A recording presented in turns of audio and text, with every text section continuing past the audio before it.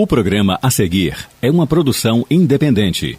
Todo o conteúdo produzido é de total responsabilidade de seus idealizadores. Fortaleça a luta contra a violência doméstica e discriminação por gênero. Começa agora Conexão Roseiral, aqui na Rádio Universitária Unimontes, 101,1.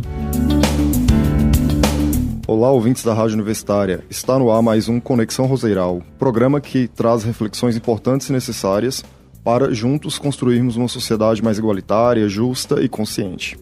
Agradecemos com muito afeto os idealizadores desse programa, o Instituto Roseiral, a Rede de Enfrentamento e Prevenção à Violência contra as Mulheres, Revicom, e a Rádio Universitária Fadenol. Hoje aqui nós vamos conversar sobre violência contra mulheres, desigualdade de gênero e representação política feminina, e também sobre a campanha Agosto Lilás, que estamos aí nesse mês, de reflexão, de prevenção e combate à violência doméstica. Para isso eu recebo aqui hoje a doutora Jéssica Martins, que é advogada, mestre em História Social e pesquisadora comprometida com a transformação social, para dialogar um pouco com a gente sobre esses temas. Seja bem-vinda, doutora. Obrigado por ter aceitado o nosso convite para estar aqui conosco hoje. É um prazer tê-la aqui para conversar com todos os nossos ouvintes sobre assuntos tão variados e que, de alguma maneira, aí, tangenciam sua jornada. Obrigada, Eduardo. Obrigada pelo convite do Instituto Roseiral, esse instituto que tem se destacado por suas ações tão importantes no que se refere especialmente à proteção e defesa da mulher.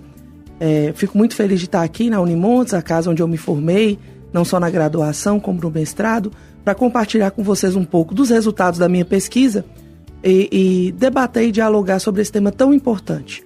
Quanto mais nós falamos sobre isso, mais nós incentivamos as políticas públicas, mais nós incentivamos que as pessoas reflitam suas próprias ações e atitudes e, quem sabe, consigamos, logo em breve, reduzir e até eliminar a desigualdade de gênero. Maravilha, doutora. Para começar, e para os nossos ouvintes poderem te conhecer, eu queria que você falasse um pouco sobre a sua escolha pela advocacia, pela sua área de atuação hoje, situando aqui a gente, e também a sua pesquisa em História Social, mestrado.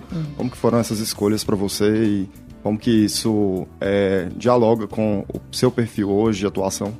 Eu sou advogada, não só de formação como de exercício, exerço a advocacia desde 2013 com muito orgulho e recentemente concluí o meu mestrado em História Social, no qual pesquisei feminicídios aqui da nossa cidade, numa perspectiva de transcender esses resultados da pesquisa para uma análise geral desse fato que é o feminicídio, infelizmente tão recorrente no nosso país.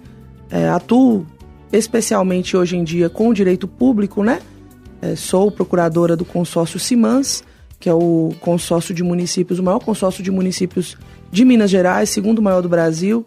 Temos muito orgulho de ocupar essa cadeira. Pela primeira vez ocupada por uma mulher, fica o registro dentro dessa temática, sim, mas que nos alegra muito, dentro dessa perspectiva também de ocupação de espaços de liderança, de construção de políticas sociais, de políticas públicas voltadas para esse objetivo também. A nossa participação, o nosso Estado, estarmos nesses locais, faz com que essas políticas aconteçam. Sou pesquisadora do Observatório Norte Mineiro de Violência de Gênero, aqui da Unimontes, FAPEMIG, e do Grupo de Pesquisa de Estudo de Gênero também da Unimontes. Bacana, doutora. E eu já vou pegar um gancho aí na sua fala para te perguntar, você falou que é a procuradora do Simans, e destacando ser mulher neste contexto, E a pergunta que eu queria te fazer é exatamente essa, quais são os seus maiores desafios que você destaca de sua trajetória mesmo, do ser mulher no meio jurídico? Seja a partir de suas observações, desafios que porventura você já tem enfrentado, ou do que você observa de outras mulheres também, da importância de ocupar esses espaços de liderança e o quanto que muitas vezes isso é difícil ainda nos dias de hoje.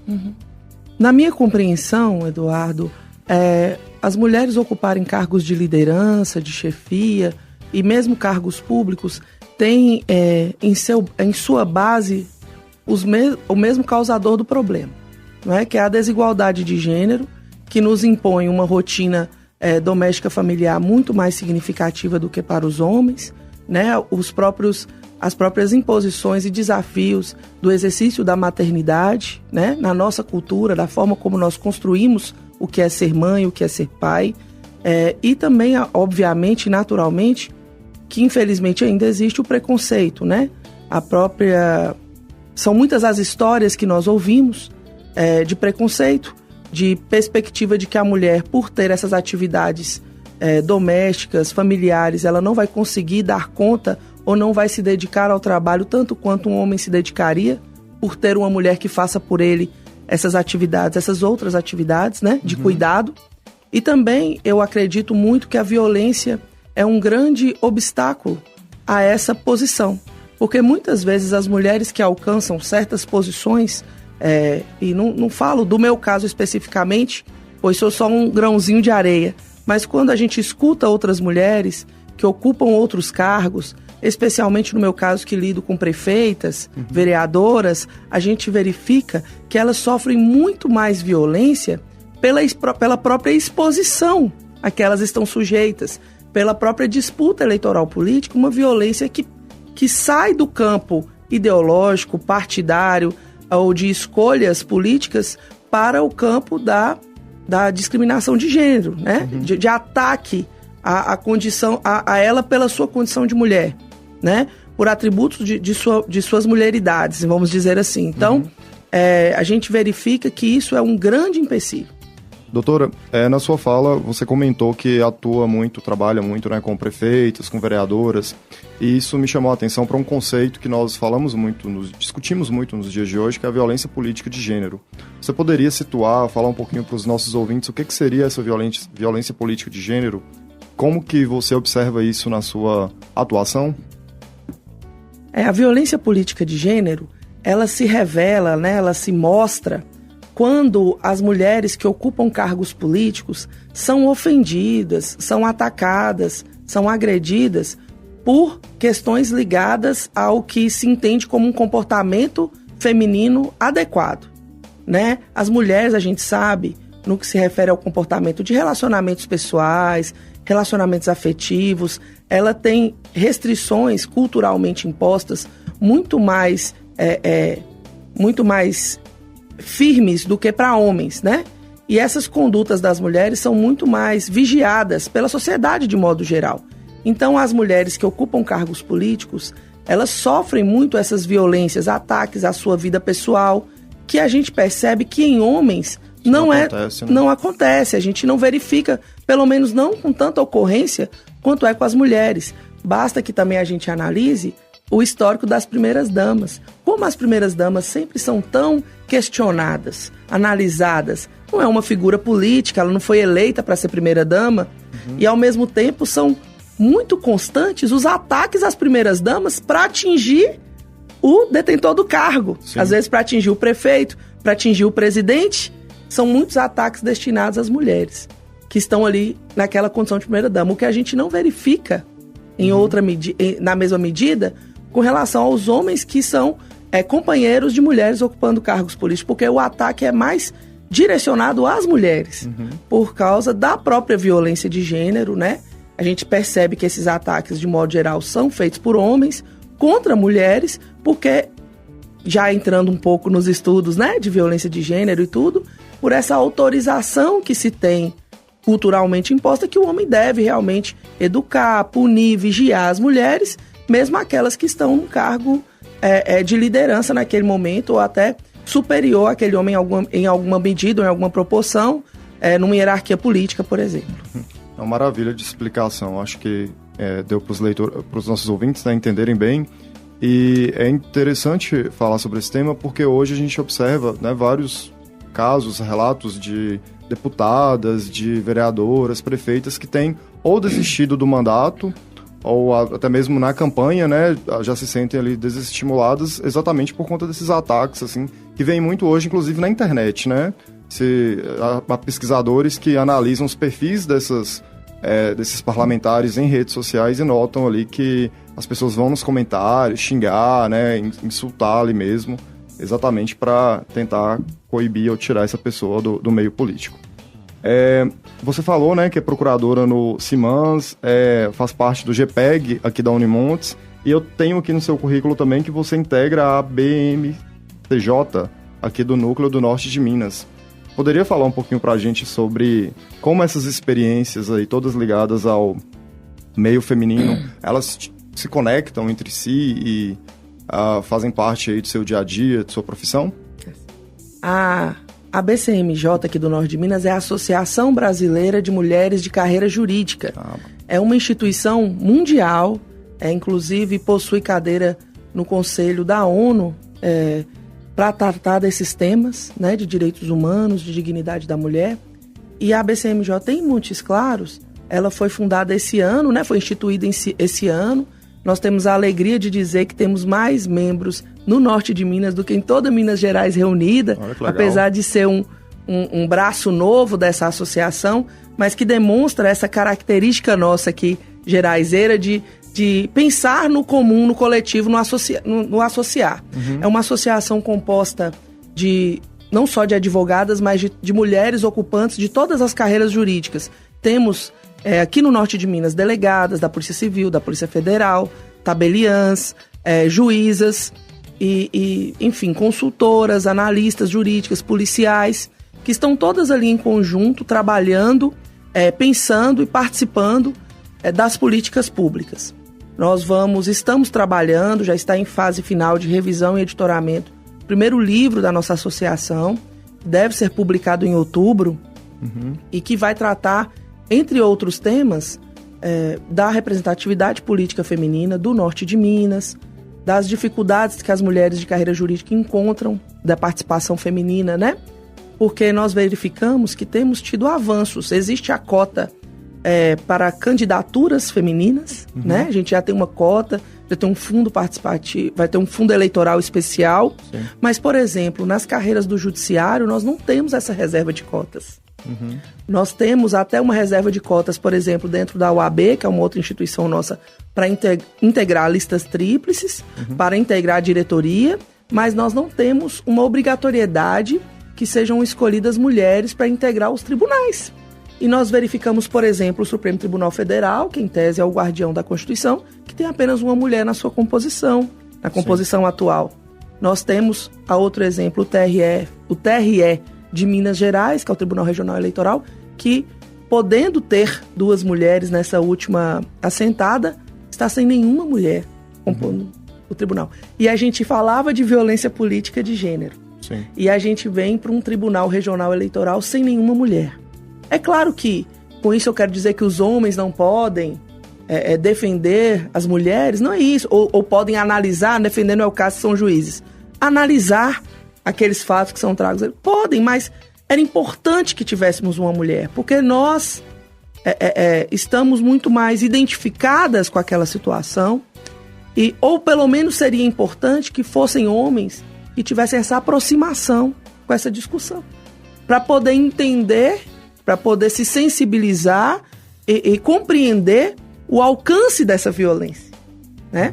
Porque a gente percebe que as mulheres na política, a gente precisa de medidas ativas mesmo, não é?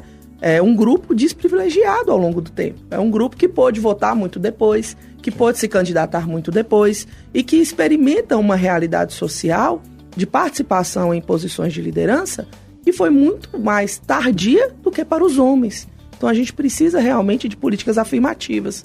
E o que a gente percebe é que no judiciário, que é o grande guardião da legalidade, que é quem deve fiscalizar em última medida e até punir ou corrigir algo que não foi bem realizado ou realizado conforme a lei pelo Legislativo e pelo Executivo, uma prevalência masculina e inexistência de políticas nesse sentido. Então a associação tem como esse grande foco, dentre outros tantos, garantir que a gente consiga levar ao judiciário também a paridade.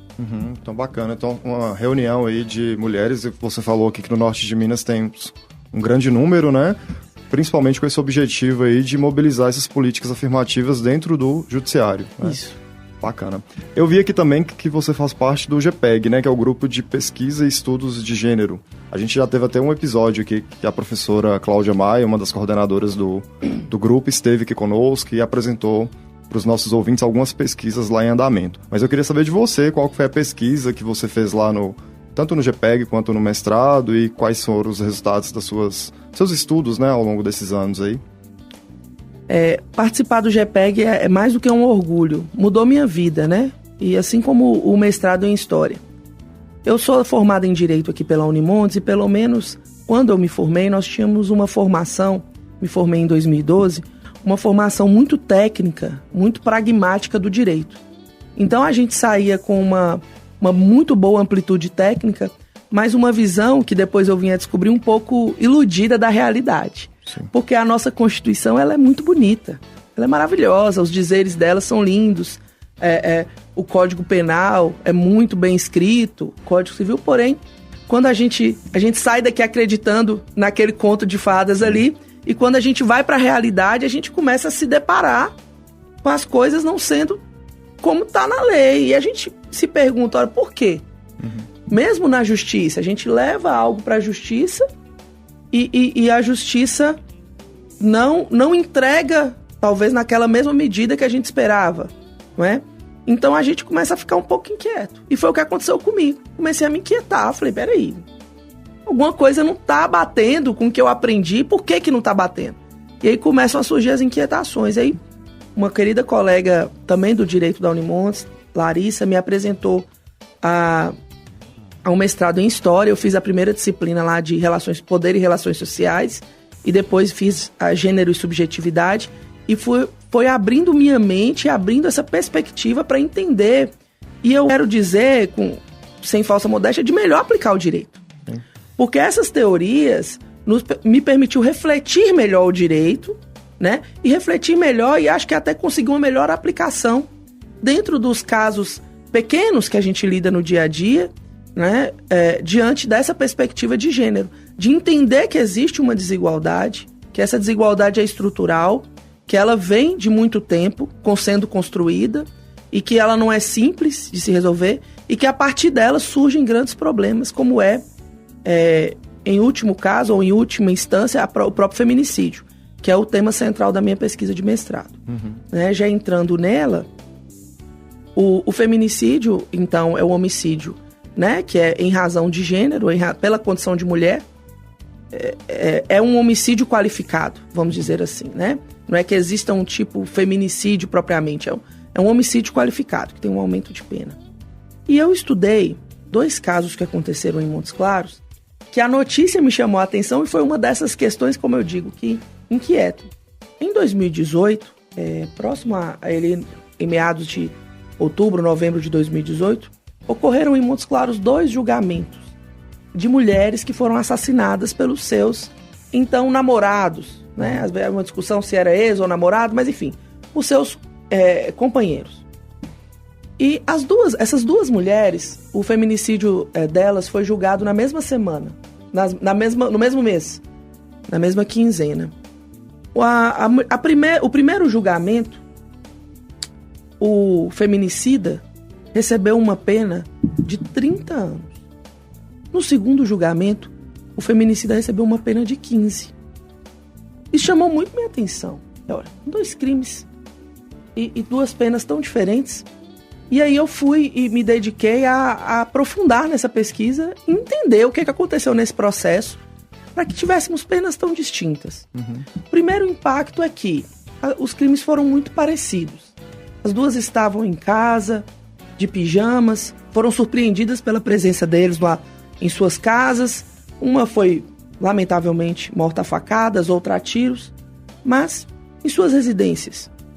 Os 2 agressores tinham antecedentes criminais, de violência, de outros crimes, envolvimento com drogas. Bom, circunstâncias, pelo menos aquelas circunstâncias legais que constam no Código Penal, pareciam as mesmas. Então, fui aprofundar. E quando nós aprofundamos, nós vislumbramos que existiam, na verdade, entre elas de diferença, marcadores sociais.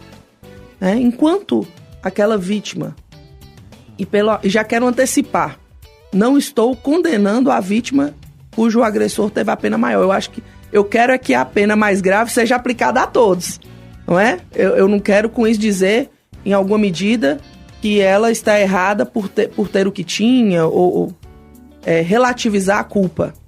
Mas no caso dessa pena de 30 anos, a vítima era uma estudante de medicina, residente em um bairro nobre da cidade, né? de uma família, pode-se dizer, considerada tradicional. Foi um crime que, por isso, gerou grande comoção, passou muito na televisão, diante dessa situação dela. O choque que causou à população, a comoção, esse envolvimento, esse sentimento de perda foi muito grande, pelo fato de ser um estudante de medicina e tudo. Era uma pessoa de pele clara, uma pessoa, enfim, com a aparência que se distingue na sociedade, porque a gente sabe da existência do racismo, né? Uhum. Então, e quanto à vítima, cujo agressor teve uma pena de 15 anos, ela era uma mulher que residia num bairro periférico da cidade, uma menina negra, 17 anos, ainda não cursava faculdade. Então, isso chamou minha atenção e a gente vai aprofundar nos estudos para entender como é possível. Uhum. Porque, como eu disse lá no início, e nós aprendemos, né, no direito, o doutor sabe, é igual, a lei é igual para todos. Uhum. Por quê? E como que esses marcadores vão influenciando nas decisões que vão levar à aplicação da pena no júri. E aí, assim, para resumir muito rapidamente, o júri, para os nossos ouvintes que não sabem, os crimes contra a vida, né, os crimes dolosos contra a vida são julgados pelo tribunal do júri, que é formado por cidadãos comuns, né? Os cidadãos são selecionados comuns, assim, a gente abre parênteses, dentro daqueles que, né, que estão participando de instituições, organizações, cursos de direito, órgãos públicos, servidores públicos em geral. Eles são selecionados, o corpo de jurados, e vai fazer a análise daquele processo. Porém, ele até o momento de ser julgado pelos jurados, ele é conduzido por um juiz e ele tem um promotor de justiça que é o responsável pela acusação. Nesses casos, só para a gente falar como é importante, não só que tenhamos mulheres ocupando cargos importantes no judiciário, como que os homens sejam sensibilizados pelas pesquisas de gênero, nós tivemos tivemos a mesma promotora cuidando dos dois casos. Porém, no dia do júri, essa promotora não foi o da pena menor. Foi substituída por um promotor homem. E esse promotor, talvez por ser distanciado do conhecimento do que é a violência contra a mulher, não caracterizou esse crime cuja pena foi aplicada ao agressor de 15 anos como feminicídio. Uhum. E ele não caracterizou como feminicídio porque ele deduziu que, como o rapaz era envolvido com droga, na verdade ele assassinou a moça por queima de arquivo. Entendendo que, tendo um relacionamento afetivo, a queima de arquivo é uma expressão da violência contra a mulher, não da violência comum, tradicional. Uhum. Porque ele só matou a ela porque ela era mulher e ele entendia que ele podia, dentro desse contexto que nós falamos, que nasce a desigualdade de gênero e a cultura da violência. Uhum. Do poder dever que os homens, infelizmente, acreditam que têm, de modo geral, eu não estou dizendo que são todos, mas dentro dos estudos de gênero, né, que devem corrigir, punir a mulher, conduzir o comportamento da mulher. Então, talvez por esse distanciamento, ele próprio, o promotor de justiça, disse ao júri: olha, vocês quiserem considerar feminicídio, por mim não foi, eu lavo as minhas mãos. E o júri, conduzido por aquela autoridade, que era responsável pela acusação, não aplicou a agravante de feminicídio, né? Além de outras agravantes, dando ensejo a essa pena tão diminuta. Menor, né? Tão diminuta, que não teve nenhum agravo decorrente da Lei Maria da Penha, nem da Lei de Feminicídio, enquanto o outro caso teve. O outro caso teve, todos os agravantes foram acolhidos. Sim, então assim, para além dos marcadores sociais, né, sobretudo aí cor e renda, ainda teve o fator de não ter sido levado em consideração a qualificadora, né? Exatamente, eu acho que é um fator importante, porque ela foi colocada na denúncia, ela foi apresentada como quesito e ela foi retirada na hora do plenário pelo próprio promotor de justiça, que nós entendemos que é por esse distanciamento e reforçando a importância de nós debatermos a todo momento, sensibilizarmos, conversarmos sobre, porque a violência de gênero ela tá enraizada, ela é estrutural, né? Como se costuma mais dizer comumente. Então, a gente precisa demonstrar e falar para abrir os olhos. Sim. Para que elas vejam o que está acontecendo, para que não caia naquela retórica de mimimi, de charme.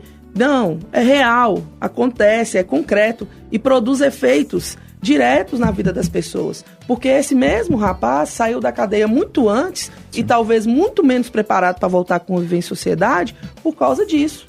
E pode acontecer com outras mulheres mais rapidamente, mais vezes do que poderia se tivéssemos uma correta aplicação dessa questão das teorias de gênero, né? E esses estudos sobre violência de gênero.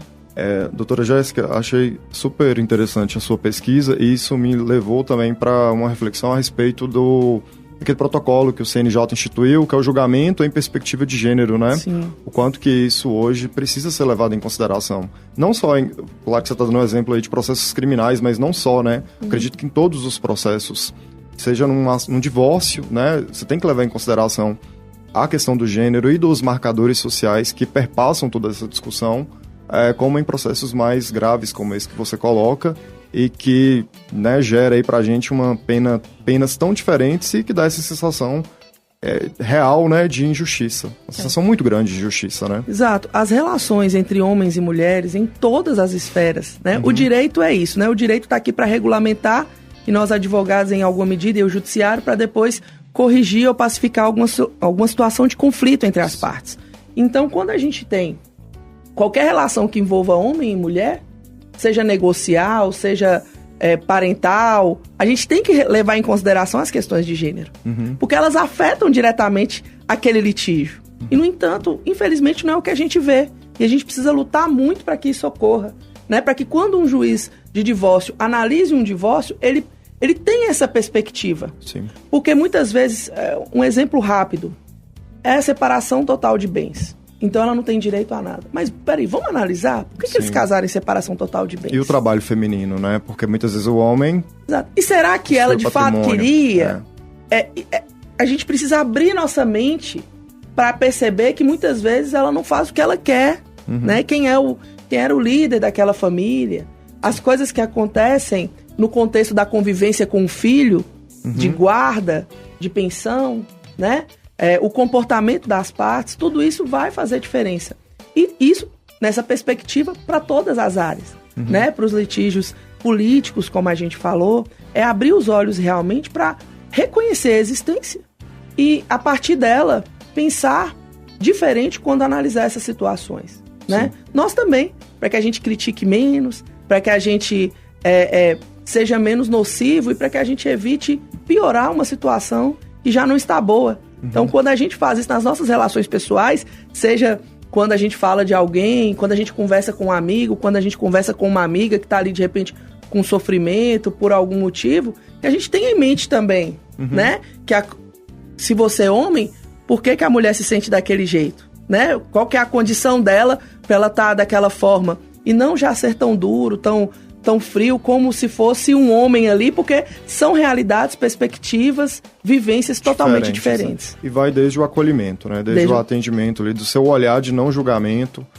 e de entendimento daquela situação por essas perspectivas que nós estamos colocando aqui, né? Exatamente. Doutora, mas infelizmente, assim, o nosso tempo está chegando ao fim, a conversa está ótima, acho que a gente ficaria aqui mais um tempão debatendo essas questões. Eu queria muito te agradecer por ter vindo aqui e queria que você deixasse uma mensagem final aí para os nossos ouvintes, especialmente para as mulheres, sobre como se apoiar em situação de violência e como fortalecer essas redes de proteção. Que mensagem que você deixaria aí para a gente encerrar? Eu quero convidar todas as mulheres a se unirem, participarem de estudos, de grupos de estudos, das associações femininas, né? Das lideranças femininas, para dialogar, expor suas vivências, suas necessidades, para que nós possamos juntas construir realmente as políticas públicas que nós precisamos. Eu diria além, para a gente construir a sociedade que a gente quer. Mas eu conclamo não só as mulheres, eu conclamo os homens também, porque eu acho que nós precisamos trabalhar juntos nisso. E a participação dos homens é fundamental. Hoje a gente se choca tanto ainda, né, com tantas notícias de violência, não só na nossa região, em todo o Brasil, e a gente precisa fazer alguma coisa, porque não dá para deixar do jeito que está. Algo está errado, né? E a gente precisa realmente procurar como a gente pode ajudar, como a gente pode contribuir, seja através da pesquisa, seja através da atuação política, como eu disse, seja através da sua participação em casa, na sua família, no seu contexto social, no seu bairro. Vamos fazer a diferença para acabar com a violência, já aproveitando o Agosto Lilás. E agradecer muito a oportunidade da minha fala, o tempo que vocês me destinaram aqui nessa rádio tão importante para falar sobre isso, para falar um pouco da minha pesquisa, um pouco sobre mim. Quero agradecer muito, viu? E estou à disposição. Muito bem, nós que agradecemos. Foi excelente tê-la aqui conosco. Acho que sua fala é muito esclarecedora e chama a atenção para a gente assim, sobre realmente vários pontos ali que, às vezes, né, a pessoa ainda não se deu conta de que uma mulher preta ela sofre uma violência ainda diferenciada em relação a uma mulher branca e dentre outros fatores, várias camadas, né, que nós podemos adicionar ali quando nós analisamos a violência. Então, excelente, muito obrigado, doutora. E este foi mais um Conexão Roseiral, né, esse programa tão importante aqui que nos leva aí a pensar, a construir uma sociedade mais justa e igualitária. Nosso programa vai ao ar quinzenalmente, às quartas-feiras, às 18 horas. Então sintonize aqui na Rádio Universitária Fadenol 101,1 para sempre nos acompanhar. E eu espero você no próximo episódio. Até a próxima, obrigado.